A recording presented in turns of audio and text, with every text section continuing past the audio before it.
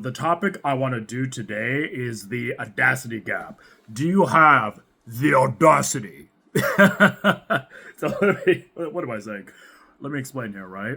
So, the audacity gap, I think you already get what I'm getting at here. It's having the audacity, right, to ask, to show up, to ask for more, to demand more of yourself. How dare you? The audacity. I'm going to have fun with this one. So let me explain, right? I really believe everything is a muscle. This was especially the case when I was a charisma and public speaking coach. I would have these guys who were very, emotionally shut down, very disconnected with themselves. And over the course of 8 weeks as an assistant coach, I would help them, break that down over time. And I would help them build their intuition muscle. And I had the perfect exercises to do that. I could literally train people how to talk like me and generate content using their intuition and guiding the conversation with their intellect, right? When I'm sitting here talking to you guys right now, this can sound weird, right? There's no like intellectual thought, like breaking down, like, does this sound good? Do you guys think I'm fucking cool? No, that's not going on at all. My intuition, the art is just happening through me. Allah, God is just happening through me. And then my intellect is breaking down the concept as I go. I taught people how to speak like this for like 3 years. So this is like the only way I know how to speak. It's kind of like the same vibe. We're not a friend's party, right? And you're comfortable with everyone. You know everyone for years. You can be your dorky self. I talk like that all the time, and it's really an incredible skill. And it's given me the audacity in sales, right? To ask questions, to be interested, to problem solve, right, with the customer, to have the audacity to build my authority. No, this is why you should listen to me. I know more than you. I know how to navigate this better than you. This is the reason why. Here's a social proof. Here's someone else I've helped. Since I know more, let me find you a solution. Oh, you're listening to me. You trust my authority now. Great. Let's build some comfort, build some trust by. I'm gonna be honest. I don't build comfort intentionally. It just happens on its own because I'm just being purely myself, right? With my intuition generating the content. There's no planning or intellectual thought. Remember that, right? And then I have the audacity to tell them to pay me after upselling them, right?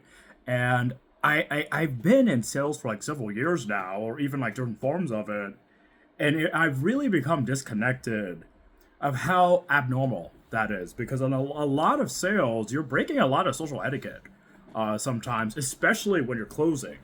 Like the first no is like, it's the first no. And it often feels like you're being rude. I'm really kind of trying to put myself back several years here.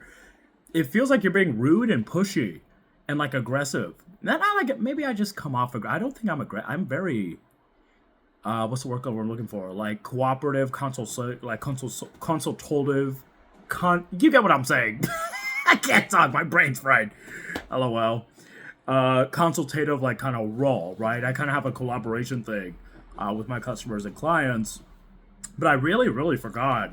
Even me, like deciding to do daily videos and turning the camera on like this and just talking, right? Just at my camera. It's like this is not normal.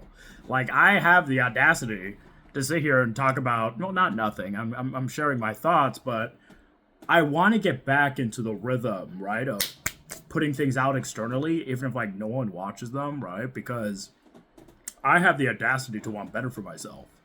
And that audacity, that muscle that was built started when I was very, very young. Dory, there's a point to everything I'm saying.